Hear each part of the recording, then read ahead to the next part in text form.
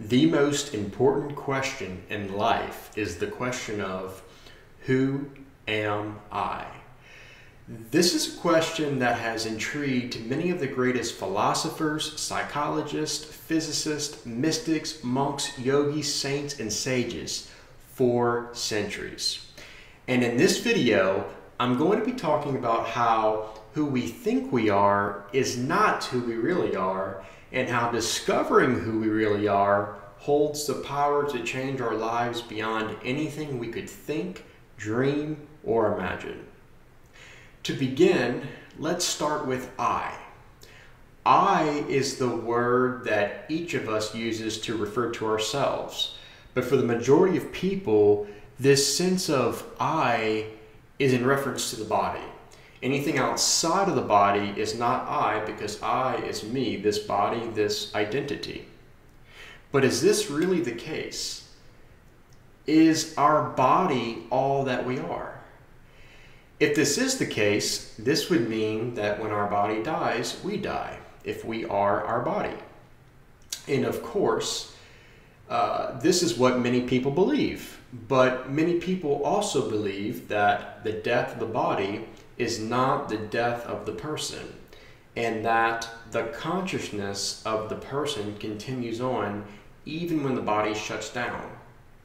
This is the view held by just about all of the religions of the world, that there is continuation of consciousness after death.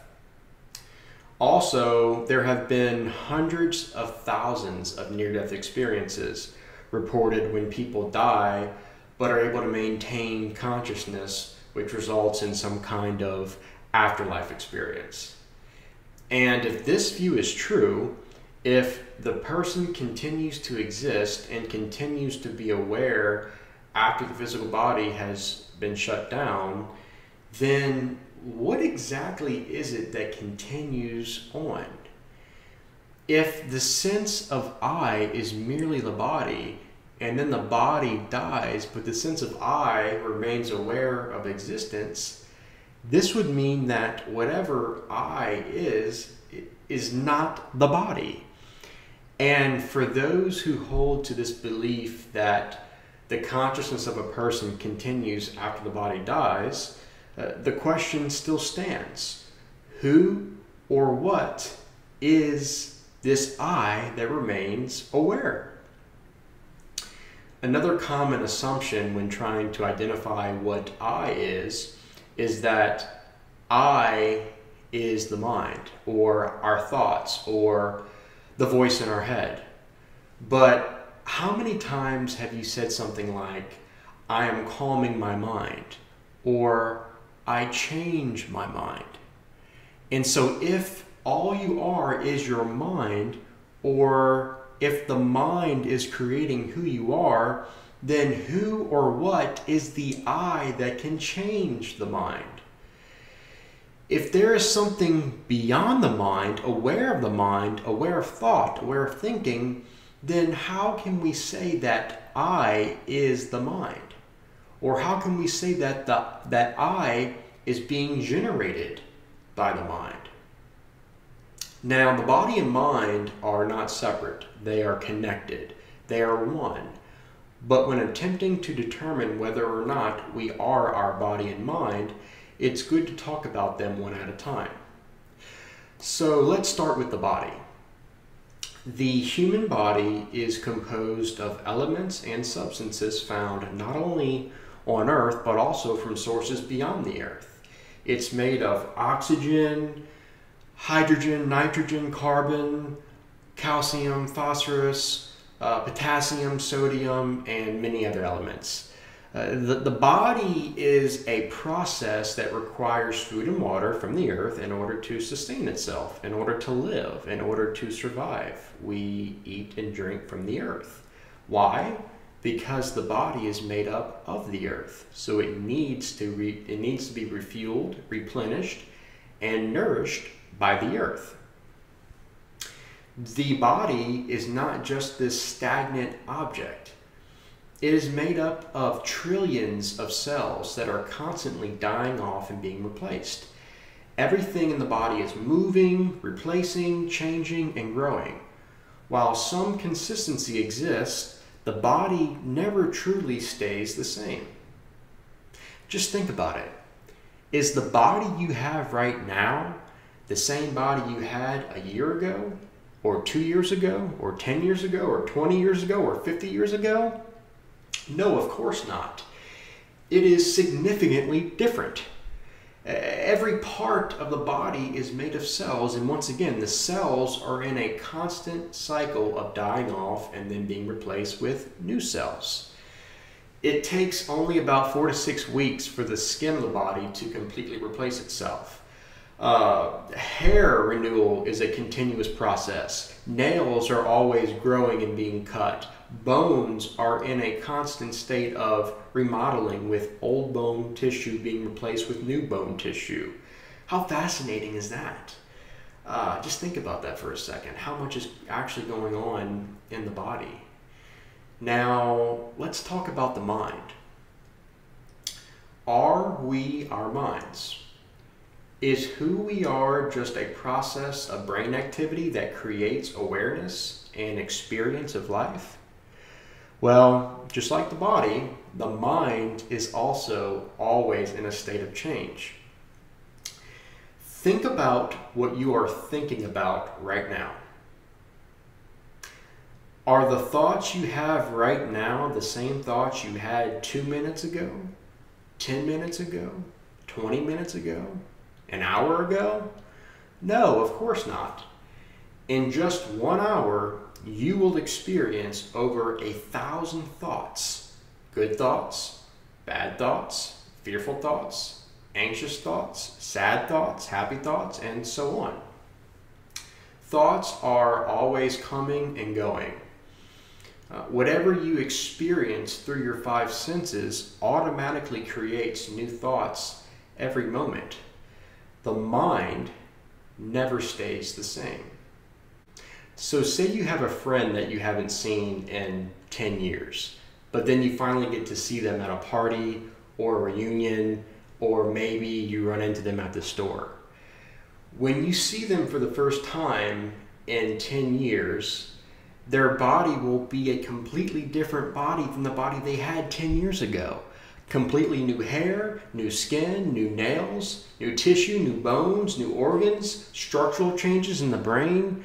Neuroplasticity will have been at work throughout the years, which means their brain has continually adapted and reshaped itself in response to new experiences, new learnings, new challenges. And because of this, they will have developed new and different thoughts, perspectives, and beliefs compared to those they held 10 years ago. Yet, what makes them them is still the same. So if all they are is their body and mind, what is it about your friend that still makes them the same person they were 10 years ago when you last saw them? It's not their body. The body they had 10 years ago doesn't exist anymore. It's not the mind. The mind they had 10 years ago doesn't exist anymore. But their essence is still the same. Their sense of I still remains. And in the same way, your friend looks at you and sees that you have a completely different body and mind than what you had 10 years ago. And has your body changed completely? Definitely. Do you have different beliefs and thoughts and ideas and perspectives from the ones you had a decade ago?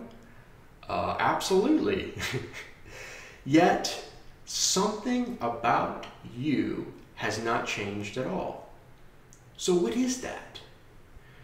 Notice how, as far back as you can remember, there has been an ever-present, unchanging awareness of everything you have experienced. This awareness has always been aware of the growth and change of your body and mind, but the awareness has not changed at all. It completely transcends the body and mind. Despite all of the changes that have happened in your life, there has always been this constant sense of I am that has been aware of all the changes. Yet, the awareness itself has not changed. I amness is the part of you that is aware of objects, but recognizes that it is not those objects that it is aware of. I amness transcends all objects in space and time. I have a body, but I am not my body. I have a mind, but I am not my mind. I have thoughts, but I am not my thoughts. I have feelings, but I am not my feelings. I am is constant in experience, but objects come and go. The five senses of the body come and go, but I am remains. Thoughts run non-stop in the mind, but I am remains. Notice what happens as I go through my sense of sight. I am looking at the wall. Now I am looking at the camera. Now I am looking at a plant. I just experienced three different objects through my sense of sight. And what happened? The objects changed, but what was the same each time I looked at a new object? I amness.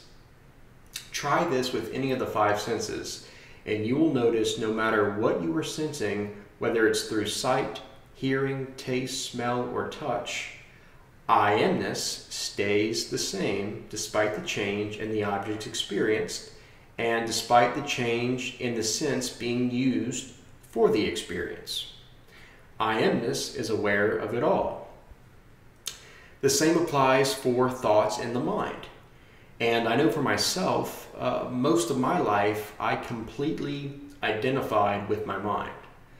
I believe that all of my thoughts and the consistent chatter of the voice in my head was the real me. But then I noticed two things. The first thing I noticed was if all of my thoughts and the voice in my head that I listen to all day is the real me, who is it then that is aware of those thoughts and aware of the voice in my head?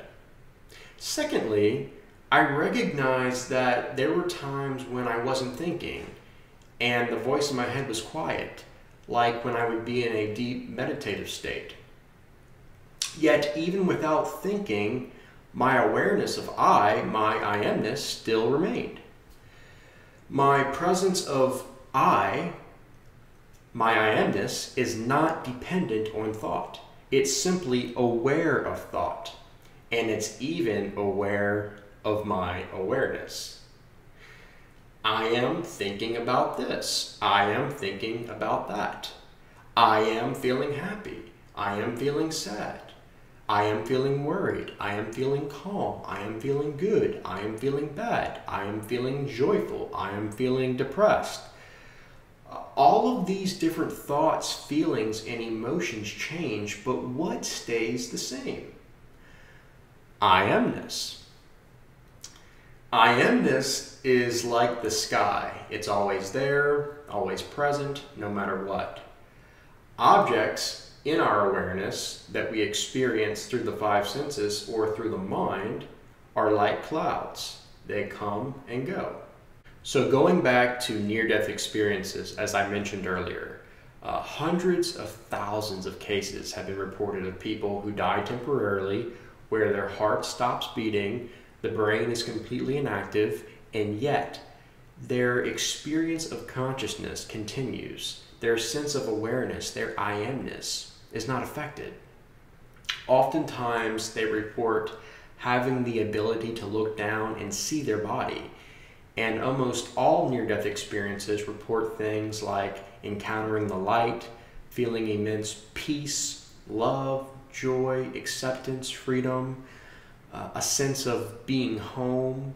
They see friends and family that have passed away and or relatives that they never got to meet here on earth. And what's really remarkable is that many of these reports talk about how the person who was having the near-death experience was able to be aware of everything that was happening to their body while they were having the near-death experience. When they come back to their body, they are accurately able to report how people were trying to resuscitate them, what the people around them were talking about, and what they were doing.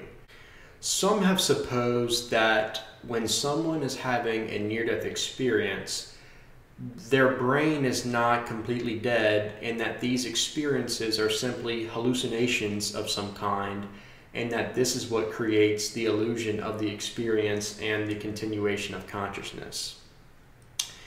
This idea typically follows the theory that consciousness is produced by the brain. And if consciousness is produced by the brain, then that would mean that all we are is activity in the brain. And when the brain shuts down permanently, this would mean that we would cease to exist. But what is the brain? It's matter, right? The brain is part of the human body, and it is matter. Now, can you think of another example in the universe of matter creating consciousness? Just think about it. Matter, a rock, a leaf, a basketball, soda, a mountain, a toothbrush, water, a chair, a flower. Do we have any examples in our world where matter creates consciousness?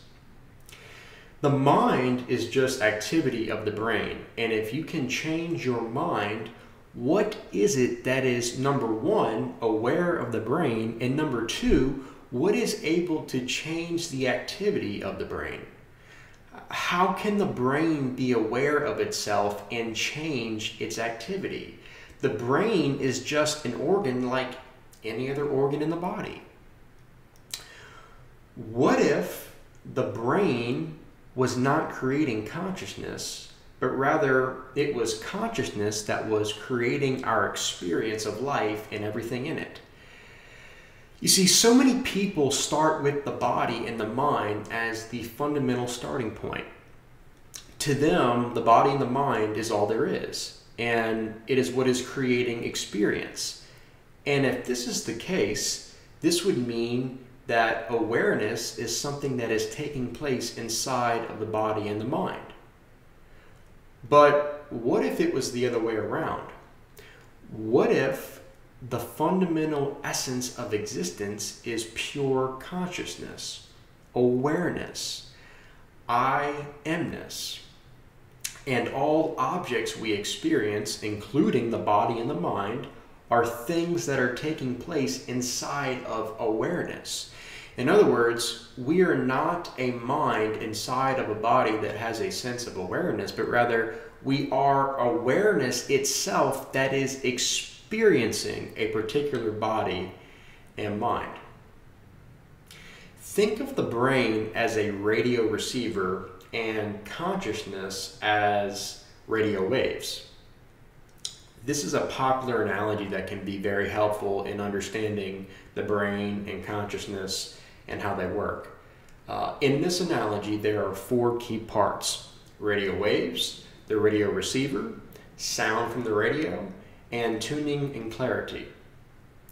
Radio waves represent consciousness, which is considered to be everywhere, like an all-pervading field.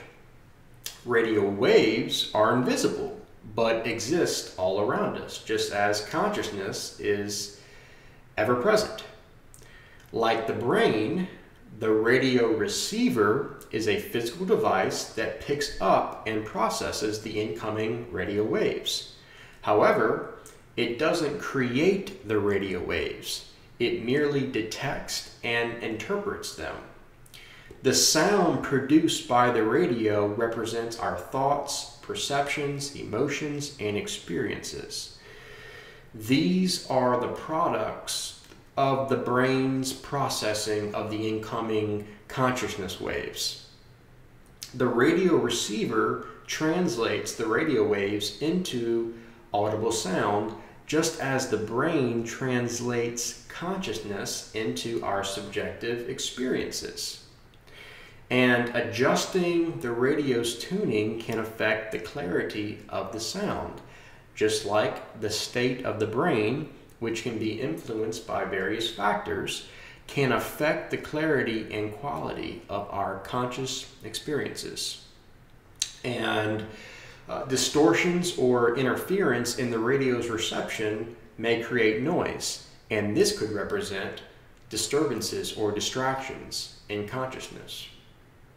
Notice that if the radio receiver breaks or if it stops working, the radio waves are unaffected. The radio waves continue on. Pure consciousness, which is the awareness and the sense of I amness that all of us have, is timeless, which means it has no beginning or end. It's eternal. It is indestructible, which means it can never die or be harmed. It cannot be located because it is not a thing. And in order for something to be located, it must be a thing. But awareness is what is aware of all things. It's aware of everything. It is the infinite, eternal witness. To experience it is to experience nothingness or emptiness, as many of the mystics, monks, and teachers from some of the great spiritual traditions talk about. Thich Nhat Hanh said, emptiness means empty of a separate self. It is full of everything, full of life. The word emptiness should not scare us. It is a wonderful word.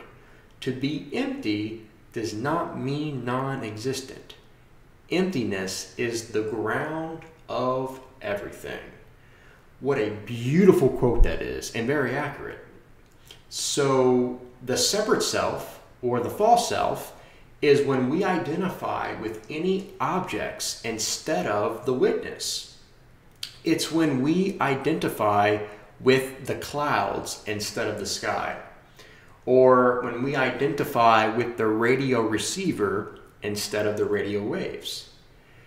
If we identify with something that is temporary, something that has a beginning and an end, something that can be harmed and destroyed, there will always be fear.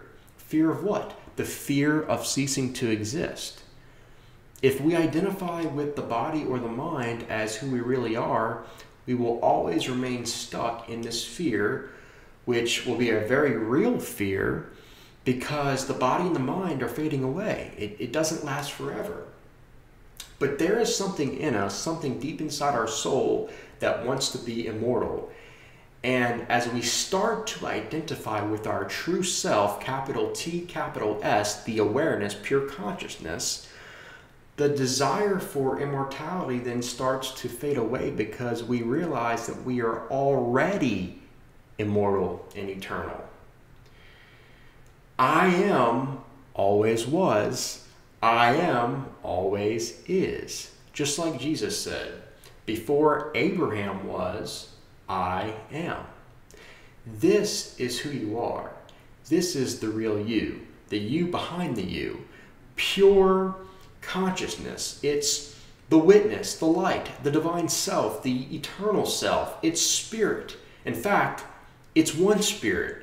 I amness is one. My I amness is no different than your I amness. My true self is no different than your true self. It's the Brahman Atman. It's the love your neighbor as yourself that I discussed in my last video. Zen Buddhism calls it your original face, the face you had before your parents were born. Now, although there have been many names given to this awareness, to this I amness, ultimately, who you really are as the awareness transcends all names, labels, categories, and thoughts, because it is beyond the mind. The names that we come up with are just attempts to describe the indescribable and to name the unnameable. Trying to find or locate or fully understand this sense of I amness, who you really are, is like trying to see your eyes or hear your ears. As Alan Watts once said, trying to define yourself is like trying to bite your own teeth. So this true self, this I amness, is not something you can find or point at like an object, because you are it. You are what is being searched for. And this is where meditation comes in. Meditation is what enables us to experience this pure consciousness, this I amness. Meditation is what opens up the door for us to experience just how expansive, mysterious, infinite, and eternal we really are. In my next video, I will be talking more about meditation and how it can be practiced to experience this deep awareness, the true self. Experiencing, awakening to, and living from this place of who we really are is the greatest liberation one can have. It will forever change the way you see yourself, others, and the world around you. I hope you found this video very informative and insightful, and make sure to tune in to my next video, where I will be discussing more about meditation, which is what takes the true self from being a mere concept to a direct, life-changing experience. Thanks for watching.